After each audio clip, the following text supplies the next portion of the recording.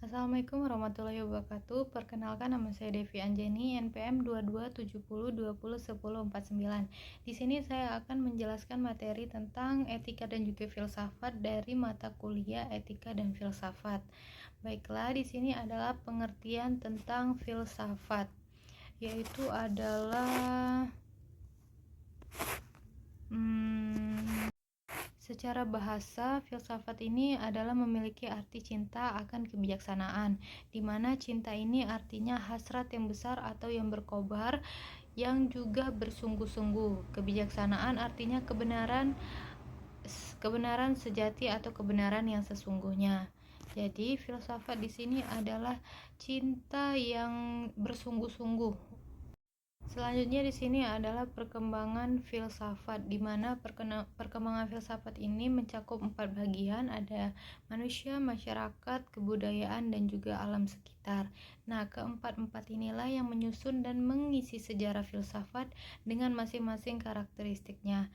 Dan juga para filsuf juga sepakat untuk membagi sejarah perkembangan filsafat ini menjadi tradisi besar yaitu di filsafat India, Cina, Islam, dan juga Barat.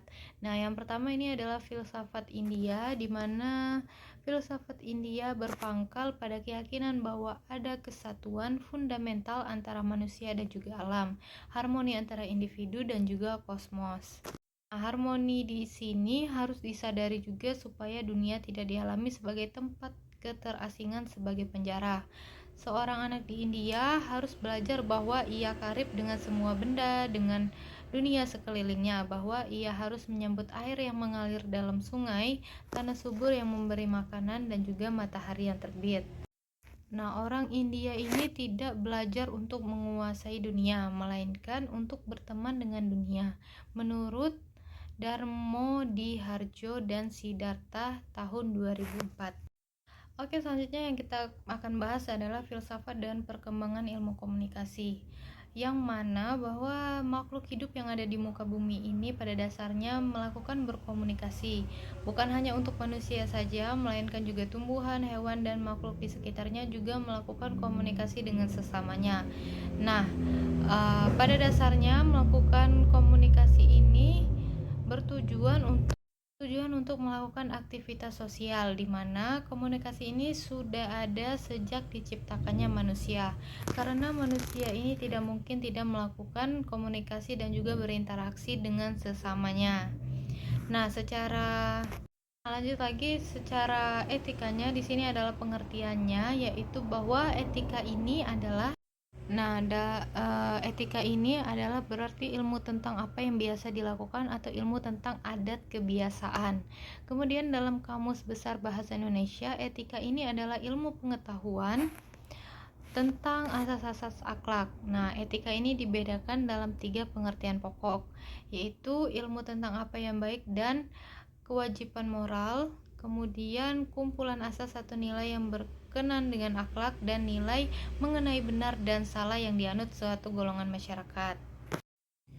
Oke, lanjut hubungan filsafat dan juga etika. Nah, filsafat di sini ialah seperangkat keyakinan-keyakinan dan sikap, cita-cita, aspirasi, dan tujuan-tujuan untuk pada prinsip yang etis. Kemudian filsafat di sini juga adalah pencari kebenaran suatu persoalan, nilai-nilai dan pertimbangan nilai untuk melaksanakan hubungan kemanusiaan secara benar, dan juga berbagai pengetahuan tentang apa yang buruk dan juga apa yang baik untuk dilakukan untuk kehidupan seseorang dalam melakukan tindakan sesuatu.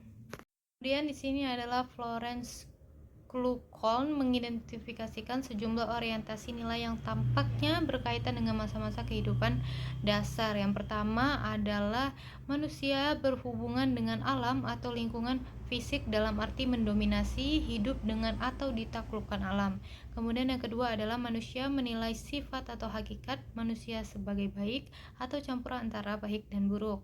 Selanjutnya adalah manusia hendaknya bercermin pada masa lalu, masa kini, dan juga masa yang akan datang. Dan juga ada juga manusia yang lebih menyukai aktivitas sedang dilakukan, akan dilakukan, dan yang akan dilakukan nanti. Dan yang terakhir adalah manusia menilai hubungan dengan orang lain. Oke, lanjut lagi di sini kita akan membahas perbedaan antara etika, etiket, dan juga moral dan agama.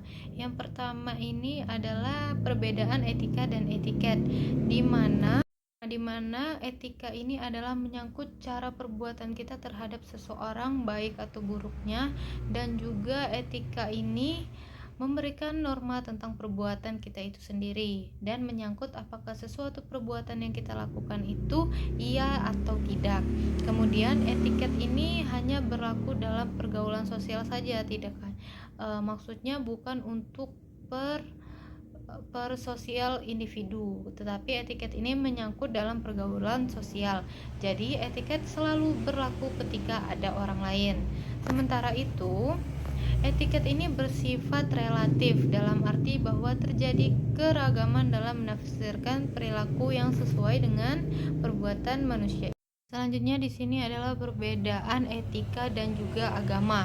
Nah, etika di sini mendukung keberagaman agama, di mana etika sanggup membantu manusia dalam menggunakan akal pikirannya untuk memecahkan suatu masalah.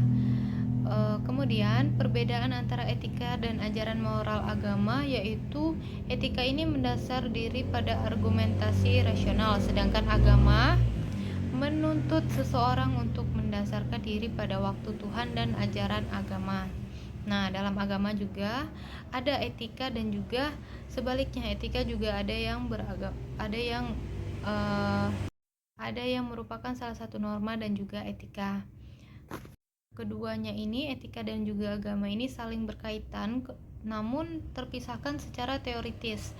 Dalam tataran praktis, kita tidak bisa mengesampingkan salah satu di antaranya dari dua ini.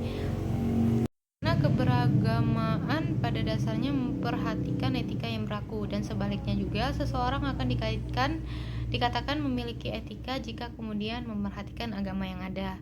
Oke, yang selanjutnya ini ada perbedaan etika dan juga moral.